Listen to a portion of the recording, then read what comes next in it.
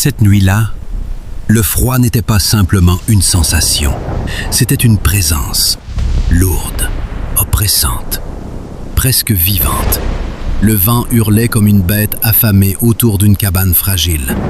Une cabane oubliée par le monde, comme si elle n'avait jamais compté. À l'intérieur, une silhouette tremblante, Zineb, une enfant que la vie avait déjà trop testée.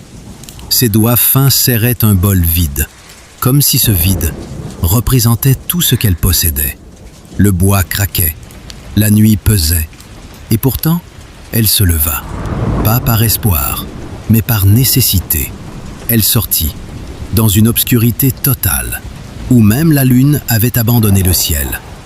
Chaque pas était une lutte, mais Zineb n'était pas étrangère à la douleur.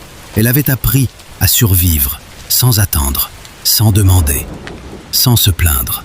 Et ce qu'elle ignorait encore, c'est que cette nuit n'allait pas seulement tester sa force, mais révéler la grandeur de son cœur. Le chemin vers le puits semblait plus long que d'habitude, comme si la nuit essayait de la retenir. La boue s'accrochait à ses pieds, le silence criait dans ses oreilles. Puis, le son de l'eau, un écho creux, profond, solitaire. Zineb tira le seau, lentement. Ses mains tremblaient, mais elle continua. Et soudain, un son différent, un sanglot, si faible qu'il aurait pu disparaître dans le vent. Mais pas pour elle. Zineb s'arrêta net. Son cœur battait plus fort que la peur. Elle regarda autour d'elle. Le noir était total. Et pourtant, elle choisit d'avancer, car certaines âmes ne savent pas ignorer la douleur des autres.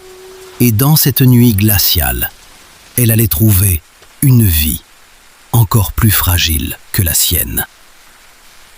Elle la vit. Une petite vache, allongée, tremblante, abandonnée. Son souffle était fragile, ses yeux cherchaient une chaleur inexistante. Zineb s'agenouilla lentement. Elle hésita, 1 seconde. Puis elle comprit. Ce n'était pas un choix, c'était un appel. « Je ne te laisserai pas ici », murmura-t-elle. « Je ne te laisserai pas. » Elle enleva son manteau, le seul rempart contre le froid, et l'offrit sans réfléchir. Dans ce geste, il n'y avait ni calcul, ni peur, seulement de la compassion pure. Et dans le silence de la nuit, un lien invisible venait de naître.